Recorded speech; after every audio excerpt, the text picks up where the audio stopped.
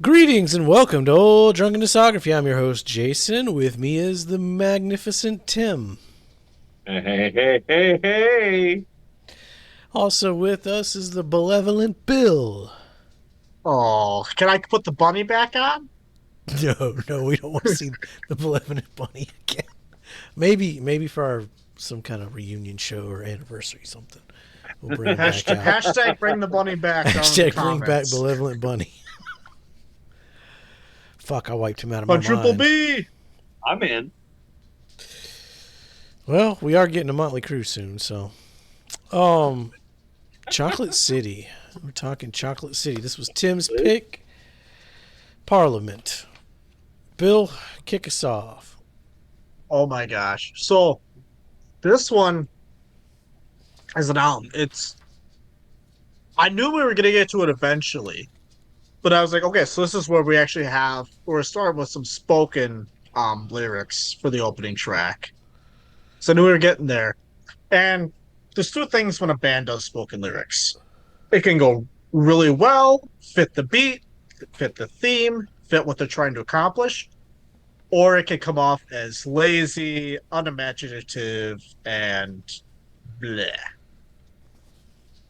Parliament is definitely the first of these two cases. Um, Chocolate City is one of the ones that I think is better than Pussycat for an intro. Um, it's rhetoric that I would argue is definitely still applies today. Um, it's a phenomenal top song. If you haven't heard Chocolate City, you definitely need to go give that one a listen. Might be in top songs later. I don't know. Stay tuned. Right on. That's just it kind of starts off with this weird, not weird, but like this cool, funky, groovy beat. And then the lyrics pick up. It's again arguably top song contender. Not as good as Chocolate City from like the whole spoken part, but like it still is a phenomenal song.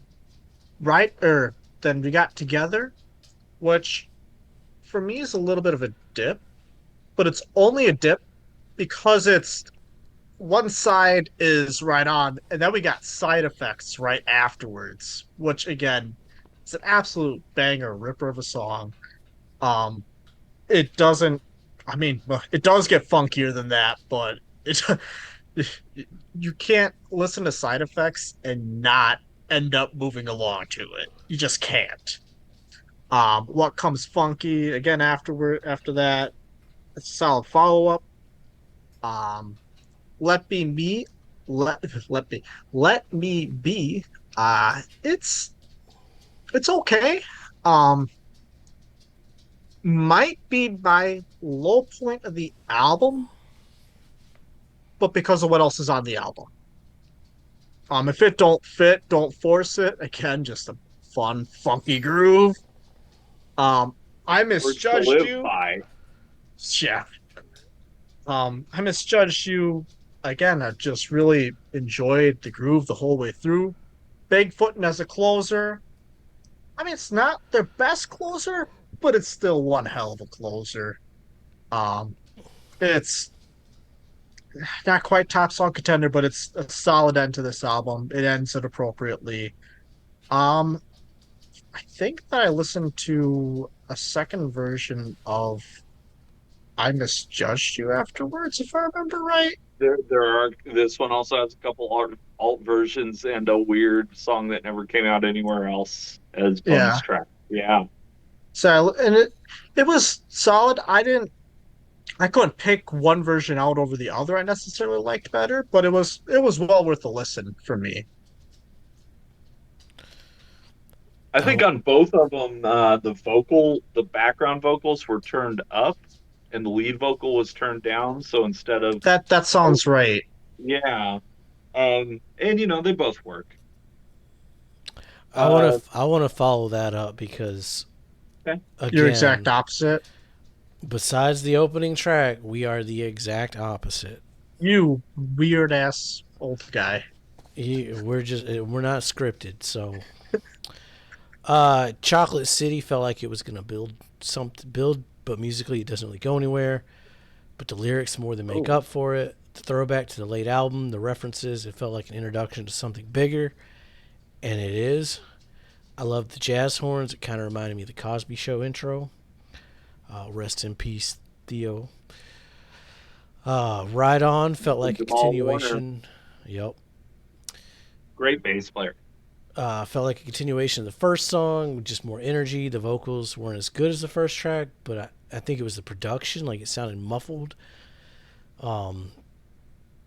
Together, Jamiroquai ripped this song off so damn much. Only Together didn't suck. This was a top song contender. I loved the main hook. Really weird that Spotify played an urban sounding McDonald's commercial after this. Usually I get like some insurance company, or it was Have weird. it your way. It's fucking algorithms, man. It's fucked up. Side effects. Yep. I wasn't big on side effects. Again, the vocals didn't quite sound right. Yeah. What comes funky? If Give Up the Funk didn't exist, this song could have easily took its place. This feels like an anthem for the genre. It's that damn good. Let Me Be, really interesting one. It almost had an old school 50s spooky vibe like thing going on. I love how the vocals start real low and then they just build an octave. Good shit. It was a little repetitive by the last minute, but the build up more than made up for that. By the end, top song contender. If it don't fit, it didn't feel like it was 2 minutes long. It flew fucking by and I wanted more. This one is jumping. I Misjudged You. It had that spooky atmosphere again, which didn't match the lyrics at all, but it still fucking worked. Bigfootin'. This is the one where like my wife was just like randomly standing in the kitchen or something and she started dancing to it. You feel that Bigfoot music that will blow your mind. Top song contender. That is right on time. And it's in the running for the best closing track so far. So, You weren't that far off. well, I think we You're won. just pointing out like the 3 songs we got different and focusing on those, not the other 6. songs. I think there were more than 3, but it's a good thing we record these. Well, Tim, 1, 2, 3. sign up for our I mean, Patreon I'm a for bonus fan of content. this album. It's you could hear the early 70s on here. You guys covered most of my notes, so yeah, I think in the entire 60-year plus discography that George Clinton has blessed us with, this is the one that feels the most like Sanford and Son meets, Fat Albert meets the Jeffersons meets Curtis Mayfield and Isaac Hayes. Like 70s very, African American cultural. it is like, very 70s. 70s. Yeah. And it fits perfectly. I mean, really, I love this. I mean, they're using drum machines this early. You can hear it all over that first track. Oh my God. Okay. Sorry, everybody. I got something going on in the background here. Bootsy's all over here playing bass, drums, guitar. Bernie Worrell, who we've already been introduced on our Talking Heads episodes. If you want to go watch those, Bernie Worrell does all the keyboards here, plus the horn arrangements and the string arrangements. I mean, yeah, together Scott brings back that Red Hot Mama, yeahs. It's super silky. And also the bass tone, like Bootsy's bass tone throughout this entire album. And shout out also to Boogie Bosson and Percash John. They also contributed some bass here and there. Let's see what else we got here. Yeah, side effects. Again, the bass is just getting it. Let Me Be. It's a piano ballad sung by Dracula. I love it. It's a super fun song. And yeah, if it don't fit, don't force it. That's making good decisions. That's life advice right there. And P Funk is full of life advice. I Misjudged You. It's got that old school barbershop feel to it, but also the production is just magnificent. Like, um, just an incredible song. And then yeah, Bigfootin', um, top song contender. I know what you could do. Funk on me, funk on you. Um, and then yeah, if you get like one of the CD remasters, you got the If It Don't Fit and the I Misjudged You alternate mixes, both great alternate mixes. There's also a song called Common Law Wife, which I mean honestly sounds like it could have been on the Funkadelic album at the time. I'm surprised it wasn't. So what was it? Chocolate City was 75. That's I mean, Common Law Wife could have been on Let's Take It to the Stage. I guess it doesn't necessarily fit that theme though. So, but an interesting song. But yeah, this one you can really hear the early 70s black exploitation cultural movement, I guess is what it was. Yep. You know, God bless Chocolate City and its vanilla suburbs. Exactly. Say White House is white. It's a temporary situation. Can you dig it, CC? Yeah. Pick up that guitar, Ranta. Talk to me. Well, it seems like Bill Is has it a the dot. conundrum? So I think Jason's gonna have this one third. You would be incorrect. Okay, it's second then. You Because the would be one you're gonna like, incorrect. oh, it beat the consistency. Okay. So it's number four.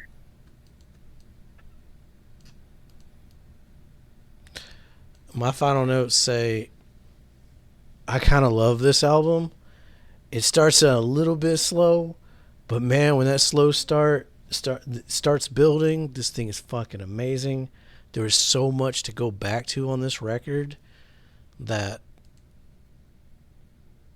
I mean, just some of the soundscapes on this album is just phenomenal. For Tim, I feel like I'm throwing a dart. Um, let's go right in the middle at number two. You're going to be incorrect. So it's number one then. You're going to be incorrect. Number zero. Correct. Okay. No, personally, I like the experimentation more on Up for the Downstroke. This one does feel a little more radio friendly, I guess, for the time. Um, there's some serious stuff on here, though. You know, color code will tell all. We're still in the same color. Um, and yeah, I agree with Jason. This one is an album that rewards you with multiple listens. We're not quite at that classic Parliament sound yet, but a lot of it is present here. You can hear it. Um, You can You hear know, it. it's you a can hear covering. it. You can hear it coming. And then honestly, you can also still hear the funkadelic remnants. Um, but we'll get there. But yeah, you can hear what's coming. Hmm. Uh, Solid effort. Um, and I mean, being albums that were produced in the 70s, I could say it doesn't really matter what pressing you get. The vinyls are going to fill your house full of joy. And yeah, digital doesn't do them justice. So for myself, I was struggling ranking these just because there's parts of each that I like so much. So for Chocolate City, I'm gonna stick this one at number two because I liked a lot of stuff going in that first one. I like this one as well. But I think top to bottom, I like Osmium better than Chocolate City. Ooh, Even though yeah. kind of like what Jason had with Up for the Downstroke, where his peaks were higher, like I think that Osmium for me was just a better put together album. That's fair enough. Yeah. Yeah. I disagree, but I see your point. Color Code's going to tell a lot. Yeah, the color code will tell all. Chocolate City automatically get Nickelback Brown? No. No. No. Is that a slap? We haven't had a slap in a while. Ooh. It's been months. I haven't. You know, gotten you're slapped right. in There months. hasn't been a I yeah. haven't- We gotta get some slaps up in the live stream. Someone's Yeah. gonna start talking some shit. Yep. Talking loud and saying nothing. And saying nothing. Up next is Mothership. The Stick B-side around. compilation. Stick around for that, You know you want it. and hopefully maybe you found that Mothership video first and said, "Ooh, I wonder what these guys have done." They hit and you hit that playlist link channel. And you're like, "Oh, they covered Chocolate City." So if you came to us that way, welcome. Remember when vinyl was only $11? God, those were the days. Jesus, I'm gonna talk about that. All right. As always, be safe and what, Tim? I mean, you know what to do. Vote.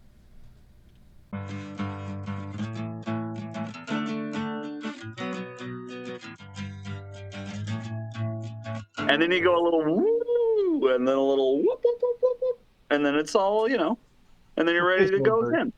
Yo, Be come safe. back now, you hear?